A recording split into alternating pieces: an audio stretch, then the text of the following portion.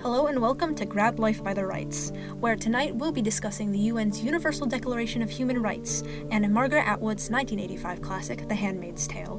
Proclaimed in 1948, the Declaration was written as a response to the barbarous acts of the Second World War, listing out the fundamental human rights which leaders thought should be universally protected. Today, we'll be focusing specifically on Article 18, which states that everyone has the right to freedom of thought, conscience, and religion, three things that were stripped away from women in Atwood's book, The Handmaid's Tale.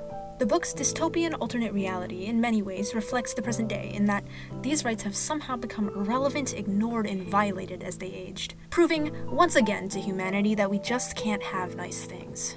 Atwood uses a variety of literary techniques, dialogue, setting, characterization, narration, and imagery to tell her somewhat premonitory story.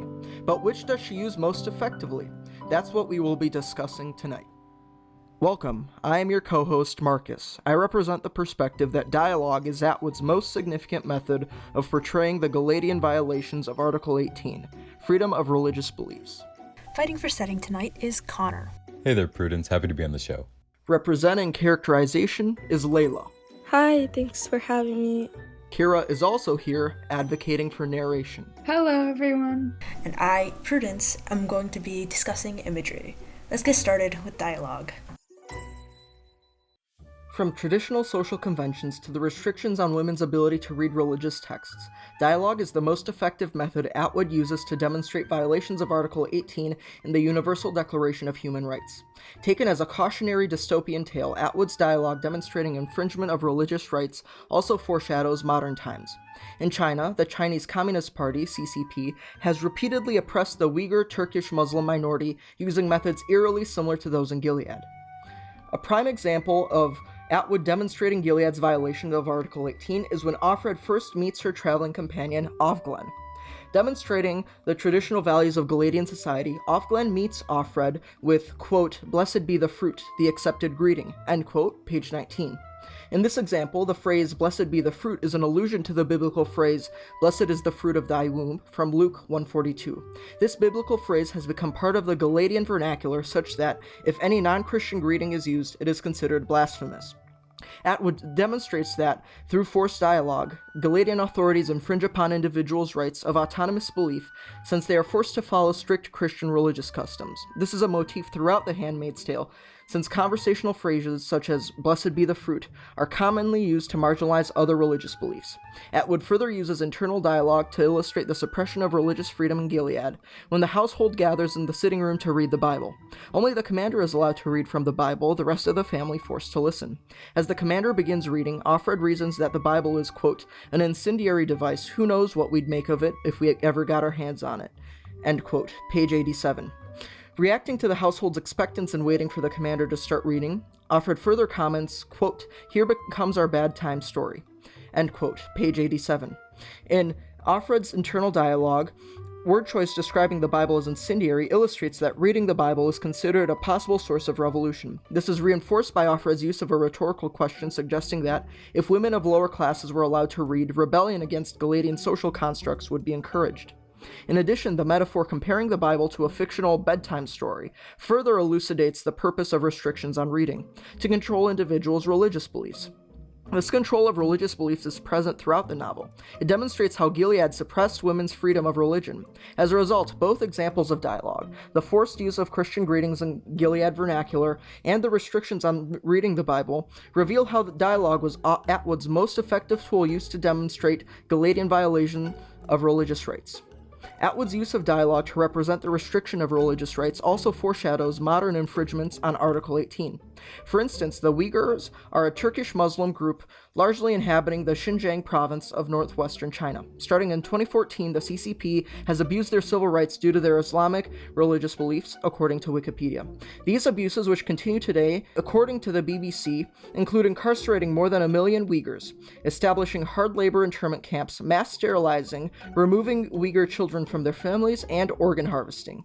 These genocidal actions blatantly violate Article 18 since the Uyghur Muslim minority is discriminated due to their religion. The results of this oppression? According to BBC, there's a 60% decrease in birth rates among Uyghurs. Eerily similar to the oppression of the Uyghurs, Atwood's dialogue demonstrating Gilead's infringement of religious freedoms foreshadows modern times. Circling back to Marcus's point about dialogue, although this is a very important part of the story, I feel that the setting more relates to the effects of the government revoking the rights of thoughts and freedom on the people. And also, it cannot be ignored that the basic fundamental idea of The Handmaid's Tale would not be the same without its dystopic setting. This is what carries the entire book on its shoulders throughout the entire story, and most directly conveys the thoughts where people's rights are being restricted. The setting of The Handmaid's Tale is a dystopic future that focuses on the people's restriction to thought and religion. Atwood says the wall is 100 years old too. Here, Ophred is talking about the wall that surrounds Gilead, but Gilead is also set in the town where Harvard University was, which is ironic because Harvard was a place where information could be exchanged and people's minds were free. But now, this wall creates the opposite setting, where people are trapped and not allowed to share information freely.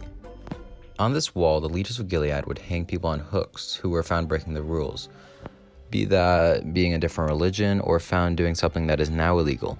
The example in the book was a doctor hanging on the wall who performed an abortion, which back in the day was not illegal. Now that he lives in Gilead, he is now being tried for these actions that are now illegal in Gilead. Gilead places these bodies here to create fear within the people, rendering them mentally hopeless. This adds to the power that the wall has, because it is not only physically trapping the people, but is also mentally trapping them as well.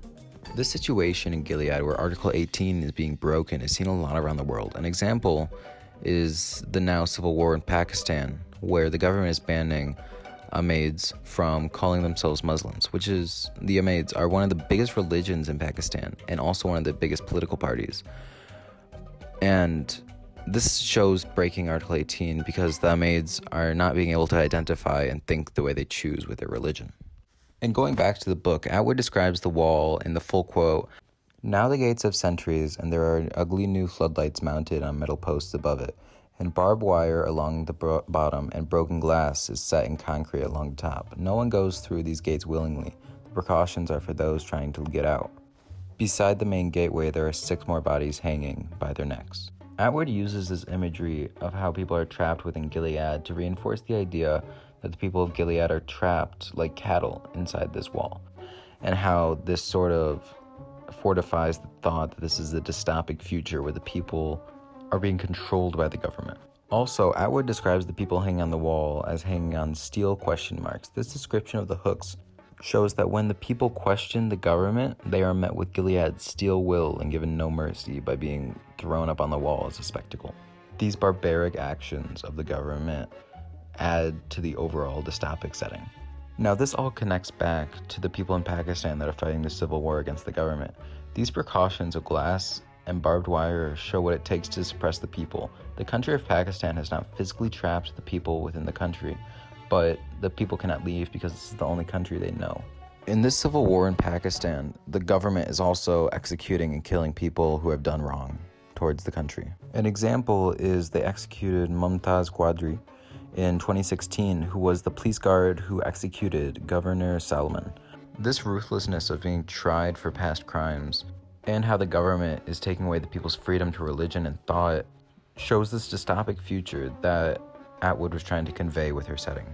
The similarities between Atwood's dystopic world and now modern-day Pakistan being in a civil war shows how this dystopic world is now becoming a reality. And we need to heed Atwood's warning to stop these countries from breaking Article 18 and getting away with it. Thank you, Connor. Next up is Layla with characterization, which we'll hear about right after this message from our sponsor. Are you uncovered? Do you desire to respect traditional values of what women should wear? Victoria's Secret is the perfect place for you. For today only, we are selling red handmaid's cloaks for only $25.99. Give your commander a clear sign of fertility by donning that luscious red cloak and white bonnet. Feel like commanding power? Bombastic blue wives dresses are available for only $45.99. That's $45.99. We also have green apparel for Marthas, boring brown for aunts, and lovely gray for the unwomen. To get all of these great deals and more, stop by Victoria's Secret at 11111 Modesty Lane. That's 11111 Modesty Lane.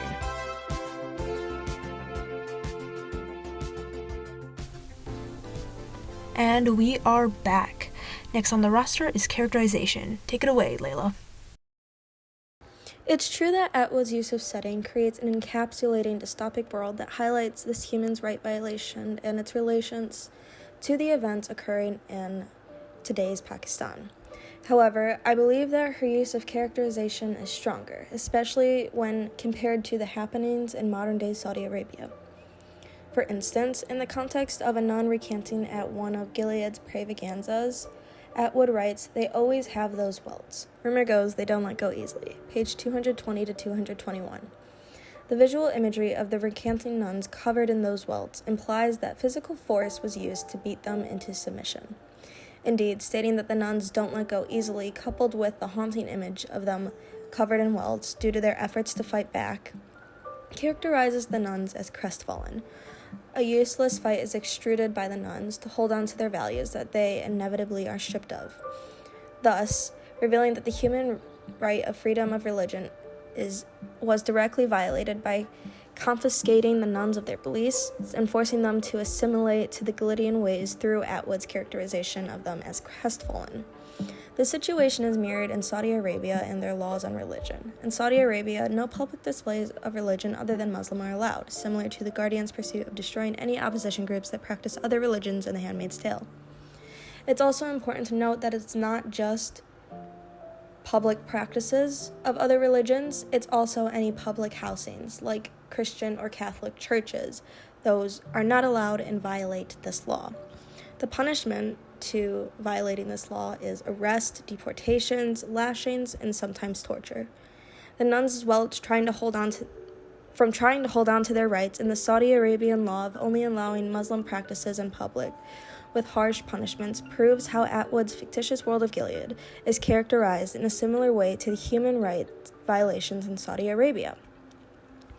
Further, the human rights violation of the right to one's own freedom of thought and beliefs is apparent in a conversation Offred has with her mother that she had in the past before the Gilead time. Humanity is so adaptable. Truly amazing what people can get used to as long as there are a few compensations. Page 271. Here, Atwood characterizes humanity as adaptable and naive. Atwood argues that humanity is willing to give up freedoms and autonomy if there is some type of compensation. Indeed, the observantly relaxed tone that Atwood uses in the mother's dialogue juxtaposes the tremendous losses the Gileadian folk experience, especially women, in terms of their own liberty. Atwood's portrayal of humanity's desensitization to the injustices enforced upon them is paralleled in Saudi Arabia's recent change in the religious police guidelines. The law enforcement that once unleashed an abundance of terror on the Saudi Arabians is now instructed to be gentle and humane, whereas before they would charge people in the street if they thought they were suspicious and would do spontaneous ID checks without having any good reason. This small change in their guidelines acts as a compensation for the Saudi Arabians who have been subjected to the Madawas deadly tactics for years. Madawas are the name that the Saudi Arabians use for the religious police there. The nature of this change can be likened to the small compensations to the handmaids get to make their reality bearable, or at least perceived as bearable by the guardians, the commanders, the eyes, the wives. They get their own rooms, meaning that they get a sense of privacy. They are provided food every day. They have clothes. So the violation of the right to religious freedom undermined in Atwood's The Handmaid's Tale in today's Saudi Arabia is justified in the small compensations given to those that are violated. Given these points, Atwood uses the lit technique of characterization the best to display the not-so-fictitious world of Gilead that is seen in today's Saudi Arabia. The harsh punishment for other types of public displays of religion that don't align with the Saudi Arabian government's or Gilead's expectations and the adaptability of humanity to these violations for the few compensations that truly hold no value over the losses experienced proves how Atwood's Gilead is seen in the modern world through Atwood's characterizations throughout the book. Thanks, Layla, for your wonderful opinion on characterization and how Article 18 is not shown in Handmaid's Tale, but narration is better for this, because narration can technically be the entire book, and especially the inner dialogues and how they give specific references to Article 18 and how they don't have freedom of religion, freedom of thought, and freedom of consciousness. To show this, on page 200, they say, today late with Glen on our shopping walk, and then that is to or immigrate to Israel. And that specific paragraph shows freedom of religion is not there. And that's a visual imagery, especially if they show people hanging. And that can show you don't have freedom, because if you get hung and because you're a different religion, it's not a good thing. And they specifically hang people to show that, hey, if you're a different religion than us, you're gonna get killed. And they also show this on page 87. It says, he nods in the general direction of Serena Joy, and it goes to, here comes our bedtime story. And this specifically shows illusion, because everyone has heard of the Bible, and it's like a freedom, like everybody can have it, anybody wants it, they can have it, but this shows it's like locked up and no one can have it. That also shows freedom of religion is not there, because they're like specifically saying, hey, this Bible is for something, like we tell you, and the Bible probably says some things that this is not happening, so they don't want people to have freedom of religion in that. And they keep it locked up to make sure that people do not know what is happening in this and people don't rebel. So that's also freedom of thought and freedom of consciousness is being taken away from them. A more modern example of Article 18 being violated is the Iran harassment against Iranian Christians. And they arrested about 134 Christians living in the country because they are restricting Christianity in their country. And 30 of them received prison sentences or exile. And they are also abusing people who are part of the religion or their families who are not, but are still affiliated with they're affiliated with Christians under Article 18. And there's also this one example, I remember somebody talking, where people specifically made sure that they had a place to, like, Christmas. They had a guard, and they were about to bomb the church for people who wanted to go, and they specifically were going to kill people and did not care because they did not like they were Christians.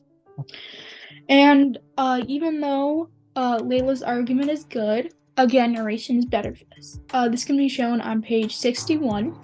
It's his hands is in between my legs, and it goes to, a baby, don't you? And it says specifically sterile, and sterile is a bad word, and that can't be freedom of, like, thought or freedom of consciousness, because, again, it's freedom of thought.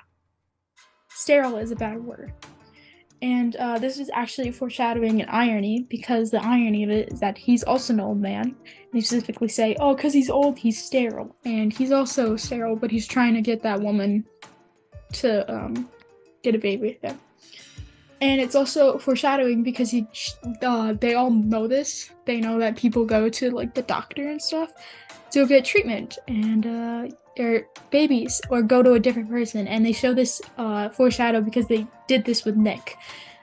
They specifically went, hey, Nick's young, go to him. And they specifically make sure to say sterile is a bad word multiple times. So freedom of thought and freedom of consciousness is done.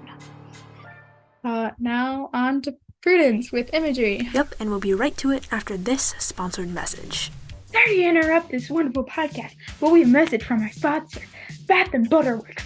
Have you ever had run out of lotion? Well, guess what? You can have it for free. And guess what it is? Butter. It works like a charm. You can also use it for bread. You can become bread at this point. And can you not believe it? Can't believe it's not butter. Just hide it, because we're working illegally and we don't want to pay taxes. Thank you for your time. And now on to Prudence. And we are back. Thank you to Bath & Butter Works for that oddly specific message and oddly specific segue into our next segment, imagery. Take it away, me. Before I get to the bulk of my argument, I'd like to say that Kiera brought up several good points pertaining to why narration is a valuable technique in the foreshadowing of this story. However, I do think that imagery better conveys the messages specific to the violations of Article 18. While narration is more broadly used to describe the happenings of a story, specific pieces of imagery are able to communicate messages using a more subtle, nuanced approach. While many an explicit meaning can be found in narration, imagery is a treasure trove of implications and emotions that are better suited for analysis. Now, onto the main argument. So it's clear that Atwood uses imagery predominantly in order to show the ways freedom of religion can be stripped away, but for now I'll be focusing specifically on the imagery pertaining to the eyes. Eyes, both historically and in this novel, are associated with God, omniscience, and power. These eventually come to represent the power Gilead has. However, through different types of imagery, she's also able to connect the abuse of religious power to the oppression of people. Take Offred's first description of her room's ceiling as having a hole, quote, like the place in a face where the eye has been taken out, page 7. This hole is from a chandelier that was removed to prevent her from committing suicide. First, this violent and grotesque imagery used in the context of the eye draws a connection between religion, as used by Gilead, and physical harm, exposing the negative implications of abusing religion. Further, the positioning of this hole above her suggests again a connection to God, but also a sense of dominion over her. Gilead's power is both literally and figuratively hanging over her head. This lingering feeling, paired with the association with pain and hurt, combines to make the eye a symbol of fear and power, demonstrating the negative long-term effects of religious abuse of power. In the novel, there's also a secret police force called the Eyes of God, who arrest, interrogate, and kill those who commit crimes against the Republic, especially religious crimes. When describing what they do when they want to find out a secret, Offred says, quote, all the eyes must know about it. They'll have squeezed it, crushed it, twisted it out of enough bodies, enough mouths by now. 294. Again, this graphic, kinesthetic imagery shows the terrible extent of religious oppression. Also, the name of the society itself shows that Gilead is using God's name and the power behind it to bolster its own for its own means. Eyes appear again in the bath scene in the form of a Gilead-sanctioned ankle tattoo of, quote, 4 digits and an eye, page 65. There's some wordplay here. Literally, Atwood meant numerical symbols, but digits can also refer to fingers or toes. This contributes to bodily imagery. The image of an eye stamped onto her body, her ankles, her digits, shows the extent to which Gilead has control over her. It's left a permanent mark on her, just as religion may be ingrained into one's being and culture. This shows how the power of Gilead, which is symbolically intertwined with religion, can be imposed upon unwilling subjects, leaving a permanent mark. The literal image of a tattoo supports this, as it's highly reminiscent of the tattoos given to Jewish people during the Holocaust, which served to label the wearers, dehumanizing them and removing their individuality, something also done to the handmaids. This illusion compares Gilead to a real past example of a society stripped of religious freedom in which millions died and suffered, showing the horrific gravity of the consequences of such a society. A more modern example of such a society exists in the Islamic Emirate of Afghanistan, a totalitarian theocracy in which outside religions are not tolerated and the rights of women are significantly reduced. It came to be in 2021, when the Taliban overthrew the government prior. Its uniquely restrictive interpretation of Islamic law is used to justify the religious persecution, bombings, and attacks that have resulted in over 700 deaths. Religion is also used as a justification for reducing women's rights. They're no longer able to work, receive secondary education, and also have to cover their face and body completely when outside. This situation shares a lot of similarities with Gileadian society. Overall, in using violent and bodily imagery alongside the eyes, Atwood is able to foreshadow the absence of religious freedom in present-day Afghanistan and the inhumanities of a situation where religious power is weaponized in order to control people. Although imagery is highly effective in demonstrating Gilead's violation of Article 18, Atwood's use of dialogue more strongly illustrates Gilead's infringement of religious rights. The Handmaid's Tale is a first-person novel from Offred's perspective that uses internal dialogue through a stream of consciousness to reveal violations of religious freedoms. Dialogue is more important to Offred's first-person account since it is the primary vehicle through which she conveys the events of the story. An example of this is during the salvaging ceremony, where a guardian is convicted of rape and beaten to death by handmaids. Justifying this sentence, Aunt Lydia speaks to the crowd of handmaids, saying, quote, his partner in viciousness has already been shot. The penalty for rape, as you know, is death. Deuteronomy 22, 23 through 29, end quote, page 279. In this dialogue, Atwood uses the word viciousness and a biblical allusion to Deuteronomy to justify the Guardian's death and establish a mood of revulsion. In doing so, Atwood's use of dialogue demonstrates how religion is used to justify capital punishment in Gilead. By using religious justifications, Atwood shows how Gilead infringes on individuals' religious beliefs by forcing a strict set of Christianity-based rules used to control society. Although the imagery of the salvaging, the dusty ground, bloody disfigured guardian, and sound of the whistle urging the handmaids to start attacking is a vital element portraying the scene, Aunt Lydia's dialogue explaining the sentence is most significant element conveying the religious justification for the guardian's death. As demonstrated by this example, although imagery is a vital element of The Handmaid's Tale, Atwood's use of dialogue is the most significant tool used to portray the abuse of religious freedoms.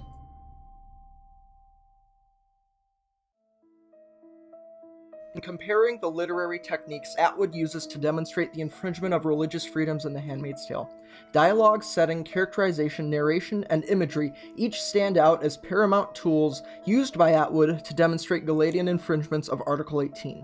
In comparing these elements' importance to Atwood's motif of religious oppression, it results that each of them rely on the others in Atwood's narrative. Ultimately, Atwood's The Handmaid's Tale is a complex, interwoven novel that relies on all of the above elements to convey its motif of religious oppression. Although the importance of any one literary technique is arguable, the greatest conclusion to be drawn from The Handmaid's Tale is its importance in foreshadowing current events. Alongside literary techniques, Atwood's novel is highly applicable in modern infringements of religious rights. The religious restrictions Atwood's dystopian warns of can be seen around the world in places ranging from Afghanistan to China. Beyond a discussion of literary techniques, The Handmaid's Tale serves as a cautionary novel forcing individuals to reflect on Gileadian elements of religious oppression present in modern society. Thank you for joining us in this episode of the podcast, Grab Life by the Rights, Gilead Forever. Goodbye and good night.